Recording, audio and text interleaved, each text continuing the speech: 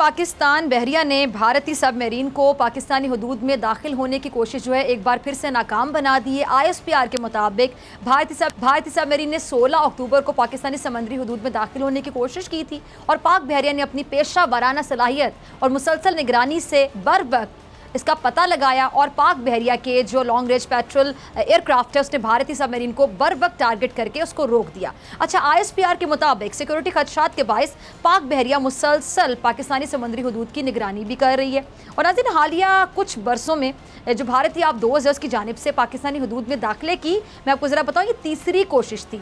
और इससे पहले मार्च 2019 में भी पाकिस्तानी बहरिया ने इंडियन आबदोज़ को रोका था और उससे पहले नवंबर 2016 में भी पाकिस्तानी बहरिया ने दावा किया था कि जो फ्लीट यूनिट्स हैं उसने पाकिस्तानी हदूद, जो समुद्री हदूद है उसके जनूब में एक इंडियन आबदोज़ का पता लगाया और उसे पाकिस्तानी पानियों में दाखिले से रोक दिया था।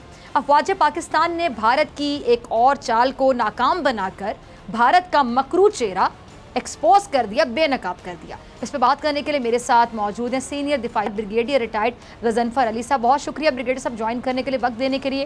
ब्रिगेडियर साहब, पाकिस्तानी हुकूमत की इंडिया के साथ अमन कायम रखने की जो पॉलिसी है उसको मद्देनज़र रखा जाए अगर, तो हमने इंडियन आबदोज़ को निशाना नहीं बनाया, लेकिन भारत हर धर्मी से अभी भी बाज नहीं आ रहा है। क्या कहेंगे आप इसमें? सोचने की बात यह है कि इससे पहले 2 दफ़ा आपने खुद अपने इंट्रो में कहा कि इंडियन सबमरीन जो है वो डिटेक्ट हुई और इंटरनेशनल वाटर्स में जब डिटेक्ट हुई तो वो पाकिस्तान के की हदूद की तरफ या पाकिस्तान की जो मैरीटाइम बॉर्डर्स है उसकी तरफ आ रही थी। अब सोच देखिए, जिस तरह लैंड बॉर्डर है, जिस तरह एयर कॉरिडोर है और जिस तरह नेवल बॉर्डर है या सी मैरीटाइम जो पाकिस्तान का एरिया जिम्मेदारी का इलाका है, अब जिस तरह इसके ऊपर पूरे इंटरनेशनल मैरीटाइम लॉज हैं जो अप्लाई होते हैं, पाकिस्तान की कुछ सी लाइन ऑफ कम्युनिकेशंस है। इंडिया बुनियादी तौर पे जो नरेंद्र मोदी और जो अजीत कुमार डोभाल, अमित शाह जैसे लोग हैं जो दहशतगर्दी पे बिलीव करते हैं, जो दहशतगर्दी को प्रीच करते हैं, जो दहशतगर्दी के परवरदा हैं, जो RSS के कारकुन हैं, जो फैशिज्म को लेके आगे चल रहे हैं, जो मजहब को दहशतगर्दी के लिए इस्तेमाल कर रहे हैं, उन्होंने लैंड बॉर्डर से दहशतगर्दी की। अफगानिस्तान के अंदर उन्होंने दहशतगर्दी की वारदातें की NDS से और रॉ से और मुसाइद से मिलके, और उन्होंने पाकिस्तान के इंटरनेशनल बॉर्डर को जो है वो एक्सप्लॉइट किया, उसके इंटरफेरेंस की, जो कलभूषण यादव पकड़ा गया। अब एयर कॉरिडोर में आपको याद है जब बालाकोट के ऊपर उन्होंने हमला किया तो पाकिस्तान ने ये कहा कि हम अपनी मर्जी के टाइम पे हमला करेंगे, मर्जी का टारगेट चुनेंगे, और पाकिस्तान ने अपनी मर्जी का टारगेट चुन के जहाँ पे इंडियन आर्मी चीफ बैठा हुआ था वहाँ पे हमारे जहाज़ों ने जाके उसकी बमबारी की। हमारी बड़ी आला अखलाकी रवायात है। हमने इंडियन आर्मी चीफ को टारगेट नहीं किया, अदरवाइज हम उनकी लाश को एक इबरतनाक सबक बना सकते थे, जहन्नुम वासिल कर सकते थे और जला सकते थे, टुकड़ों में तकसीम कर सकते थे, और जितने उसके साथ बाकी ब्रिगेड कमांडर और जनरल बैठे थे उनका भी यही हाल होता। लेकिन पाकिस्तान ने नहीं किया, वापस आके आपने 2 जहाज गिराए। उसी कंफ्यूजन में इंडिया ने अपना एक एयरक्राफ्ट जो है उसको मारा, एक हेलीकॉप्टर को मारा, 11 उनके लोग शहीद हो गए। अब कोई अक्लमंद क़यादत होती, कोई एवरेज इंटेलिजेंस की भी क़यादत होती, तो वो ये जो तमाम कुछ ये चीज़ें होती इससे कुछ सबक सीखती। 2 पहले नेवल से कुछ सबक सीखती। लेकिन जो दहशतगर्दी पे मुबनी जलील और कमीनी और थर्ड क्लास लीडरशिप होती है जो नरेंद्र मोदी की है, जो मजहब को दहशतगर्दी के लिए इस्तेमाल करते हैं, जो हिंदुत्व का प्रचार करने के लिए माइनॉरिटीज को मारते हैं, सिखों को मार रहे हैं, मुसलमानों को मार रहे हैं, लिंचिंग कर रहे हैं अपने मुल्क के अंदर, वो सबक नहीं सीखते। वो इसी किस्म की हरकतें दहशत को सपोर्ट है। एक गुदी और साथ ही भी ऐड कर दें ब्रिगेडियर साहब कि पाकिस्तान के खिलाफ जितना वो झूठा प्रोपोगेंडा करते हैं, जितना बोलते हैं, उससे उनका वोट बैंक स्ट्रांग होता है। वोट बैंक के लिए वो अपने फौजी चले आप वोट बैंक स्ट्रांग कर लें, लेकिन जब आप वोट बैंक के लिए अपने फौजी मरवाएंगे, जो पुलवामा में उन्होंने अपने फौजी मरवाए, जहाँ अमित शाह की कॉल लीक हुई जो कह रहा था किसी दहशतगर्दों के कुछ फौजियों को मारो कि जब हम इलेक्शन जीत जाएं, तो इंडिया की पब्लिक को ये समझ नहीं आती कि उनके लीडर उनकी फौजियों को मरवा रहे हैं। चाइना के अंदर, चाइना उनके साथ जो कर रहा है, और परसों जो वीडियोस रिलीज हुई हैं उसके ऊपर नरेंद्र मोदी ने यहाँ कांग्रेस में बयान दिया कि हमने तो सीमा, इंडिया चाइना तो अपनी सीमा पार नहीं। जो शख्स कांग्रेस में जाके झूठ बोले अपनी कौम से कि सीमा पार नहीं किया है, उससे थर्ड क्लास लीडरशिप की कोई आप एक्सपेक्टेशन कर सकती? अब पाकिस्तान को चाहिए कि बहुत हो गया। आपको याद है पाकिस्तान का एक जहाज था, नेवी का एक पेट्रोल एयरक्राफ्ट था, जो सर क्रीक के ऊपर पेट्रोलिंग कर रहा था।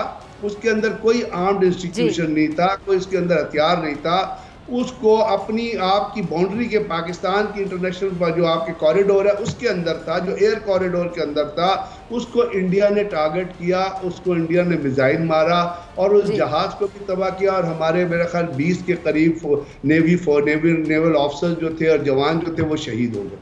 जिस वक्त हमने, हमारी आला क़यादत ने, मस्करी क़यादत ने कहा कि हम इसका बदला लेना चाहते हैं, उसमें यहाँ उस वक्त यहाँ एक बिकाऊ शख्स की हुकूमत थी, एक इंडिया का एजेंट था, उसकी हुकूमत थी पाकिस्तान के अंदर, जो आजकल लंदन में बैठा हुआ वहाँ से बड़े बड़े बयान देता है। तो जब उसके पास ये मुकदमा गया, उसने कहा नहीं जी हम इंटरनेशनल कोर्ट ऑफ जस्टिस में जाएंगे। जब आप इंटरनेशनल कोर्ट ऑफ जस्टिस में वो मुकदमा ले गए, उन्होंने मारा थप्पड़ मुंह पे आपके, उन्होंने कहा ये चले जाओ यहाँ से, हमारी ज्यूरिसडिक्शन ही नहीं है इस मुकदमे को सुनने की। तो इंडिया का हौसला बढ़ गया। यही हौसला है जब आप काउंटर कार्रवाई नहीं करते, जब कोई फिजिकल काम करता है तो उससे फिजिकल तौर पे जो है वो डील करना चाहिए।